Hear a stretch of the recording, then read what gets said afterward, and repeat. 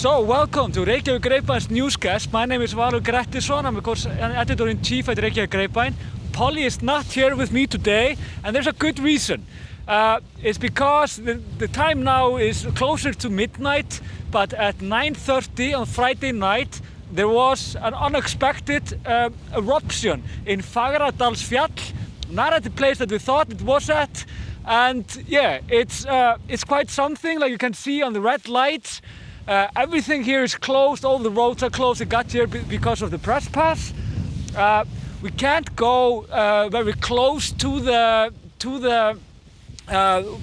fracture where the eruption is, the fire itself, mostly because it just happened. And I don't know, we saw helicopters like over here just minutes before, and those are scientists, and they are actually checking out like how big it is, how dangerous this could be, and so on. But I'm going to tell you now exactly what have happened and what will possibly happen in next days. So here we go.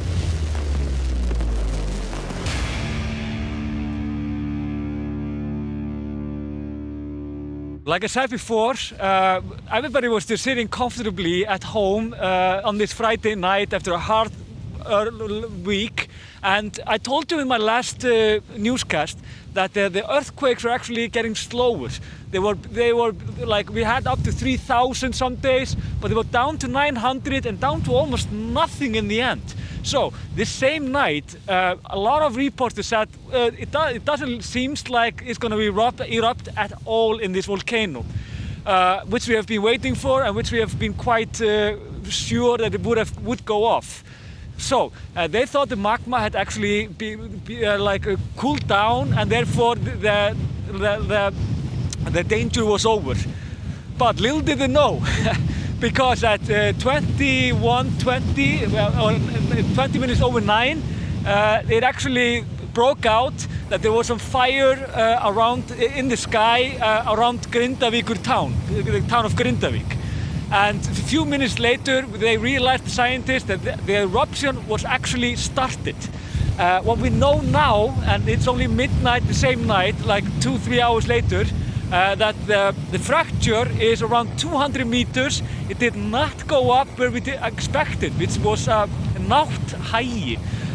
The thing is, it's now at Geldingadalur. Not a better name, I know, but the thing is, this is the best possible place for this eruption to come up, because Grindavík is theirs, the city is actually over there, and Reykjanesbraut, where you drive if you're coming from the international airport, is over there. So it doesn't seem like a big one. It seems actually like quite a small one. It's not threatening any constructions or houses or anything in the area, but there is a lot of possibility of gas. Not much gas, but enough that the Civil Guard in Iceland asked the people of Þorlákshöfn, another name for you. It's a small town which is east of here, and they are getting all the gas to them if there is gas. So they asked the people there, stay inside, put up your heat to create pressure, to keep out other air coming in. So the people in Þorlákshöfn is more or less on kind of a lockdown right now. That's just for now, and they're only measuring how much gas there is. I talked to some rescue people from the rescue teams on my way here, and they told me like it's unsure what it is. It doesn't feel like it's a much of a threat. But if you're living in Iceland and you want to see this, it's not possible, first of all. If you feel like a smell of sulfur, then you need to go inside your car, wherever you are, and you need to not have the, what do you call it, like the heat on or whatever. So there are definitely, this is not your typical tourist eruption actually, because it's very similar though, in many ways, scientists say, to the one that was in Fimmvörðuháls. But the difference is that there are gas, and there are this one could actually kill you if you are not safe enough, like if you're not careful enough.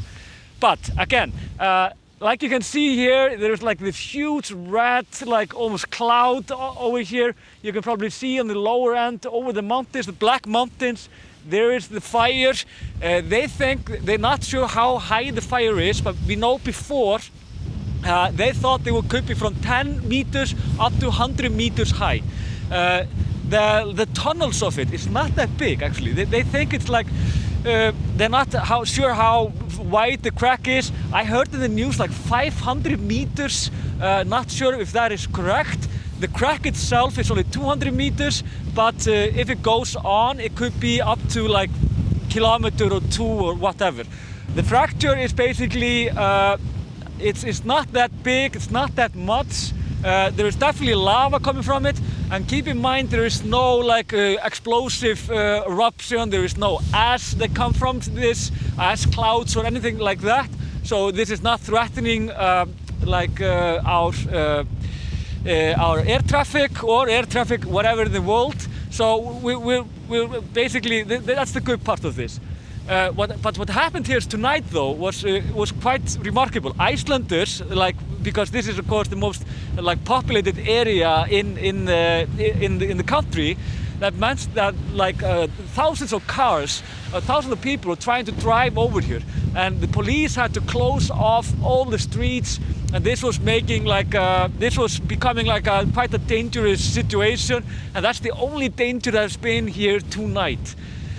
So it's like if you live in Iceland and you're seeing this, then of course just wait for them for the civil guard and the scientists to tell you that this is safe. And when it's safe, they won't try to stop you. Then they just trust yourself to like go, be safe about it and do whatever you want to do about it. But of course, it's a volcano. It's always dangerous. You could perhaps, if you go up there, see it. Drones are forbidden right now because there are helicopters, airplanes, and scientists at work. So it's impossible to get closer to this. But tomorrow, it's very possible that we could even see this from the city area. But we have no idea if it will. It depends on weather and everything. But right now, the situation is very simple. We have an eruption at Reykjanes, and this mountain, Fagradalsfjall, haven't erupted for about 6,000 years. There hasn't been an eruption in this area in total like 800 years. So this is quite the news, and could be the starting point of more volcanoes, more volcano activity in this area in the decades to become. So it's quite a dramatic moment. But that's it for us now. We will of course be with another video tomorrow. The moment we will see this in action, we will show you that also. You can also go to our homepage, greipland.is, where we are reporting this, but it's like close to midnight right now, so if you're watching this before 7 o'clock in the morning in Icelandic time, we're probably not awake, so just bear with us. But you will probably see fantastic footage of this, and there is no immediate danger right now from this either. So just stay safe. We are safe at least right now, and this is very interesting to say the least.